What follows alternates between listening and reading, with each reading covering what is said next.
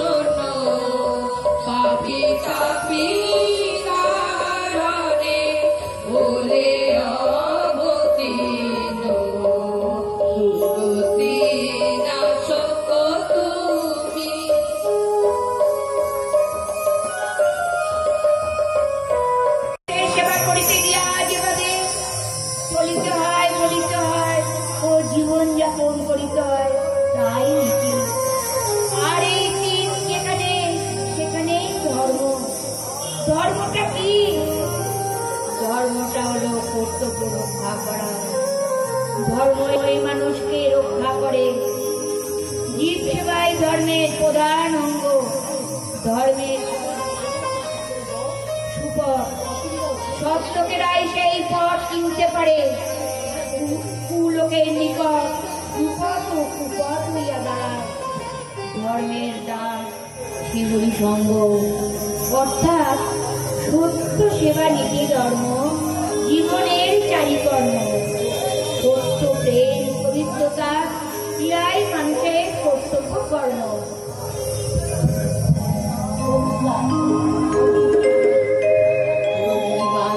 পদে প্রার্থনা মঙ্গল ঘটের সেবা চেও না।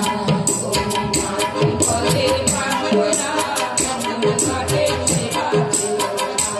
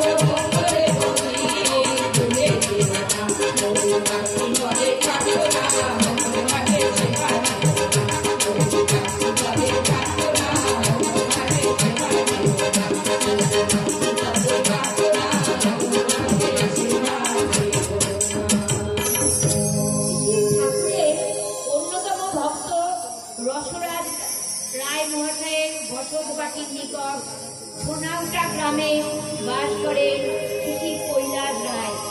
বিবাহ করার পর বহু বছর গত হয়েছে, কিন্তু তার কোনো পুত্র সন্তান না হওয়াতে প্রাণে বড় দুঃখ।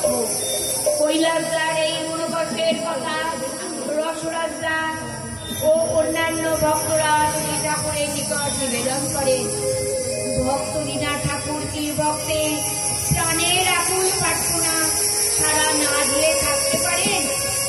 তিনি একটি দিন স্থির করে বললেন, ওই দিবসে আসনে বসে শ্রীমান কৈলাসের পুত্র সন্তান লাভের জন্য এক তান্ত্রিক ক্রিয়া করা হবে। কিন্তু সাবধান, ওই দিন সন্ধ্যার সাথে সাথে যেন সকলে ঘরে ফিরে আসে। কোনো কারণেই তা যতই জরুরি হোক না কেন, কেউ যেন ঘরের বাইরে না বার হয়। প্রত্যাশিত দিবস আগত, প্রত্যেকেই ঠাকুরের আদেশ মান্য করে তাড়াতাড়ি যে যার ঘরে আশ্রয় নিল। সমস্ত গ্রাম নিঝুম নিস্তব্ধ, কোথাও প্রাণের সাড়া নেই। ক্রমেই রাত্র গভীর হতে লাগল, আর এদিকে মন্দিরের অভ্যন্তরে শ্রী ঠাকুর মহাযোগী ধ্যানস্থ, সমস্ত অবয়ব হতে বিচ্ছরিত হচ্ছে এক অপার্থিব আলোক রশ্মি। হঠাৎ এক সময় মা ভই, মা ভই গাড়ি উচ্চারণ করিতে করিতে তার ধ্যান ভঙ্গ হল। কৈলাস যার মনস্কামনা পূর্ণ হল। যথা সময়ে তিনি এক পুত্র সন্তান লাভ করলেন। কিছুদিন পরে ঠাকুরের নির্দেশে পুত্রের কল্যাণার্থে কৈলাস যার 16 নাম সংকীর্তন মহোৎসব এর ব্যবস্থা করল। দুদিন ধরে কীর্তন চলছে। ঠাকুর কীর্তনের আসলে মালাতে নাম যোগ করছে। একবারও বাইরে যাননি, একই আসনে ছিলেন তিনি। কীর্তনের শেষ দিন রসরাজ দা হঠাৎ এসে জানালে কৈলাস দার মন খারাপ, তার গলার রুদ্রাক্ষ হারিয়েছে, কোথাও খুঁজে পাওয়া যাচ্ছে না। তাই সে ফোন করেছে, রুদ্রাক্ষটি না পেলে মহোৎসব হবে না। এই ছেলে মানুষের কথা শুনে একটু হেসে বললেন, দেখো যে তার সবার ঘরের পিছনে যে নারকোল গাছটি আছে তার মূল দেশে হারানো রুদ্রাক্ষটি রয়েছে। সত্যই তাই। সকলে তাড়াতাড়ি সেখানে গিয়ে দেখে যে রুদ্রাক্ষটি গাছের গোড়াতেই পড়ে রয়েছে। মহা আনন্দে মহোৎসব শেষ হলো। আর শ্রী ঠাকুরের এই লীলার কথা চতুর্দিকে ছড়িয়ে পড়ল।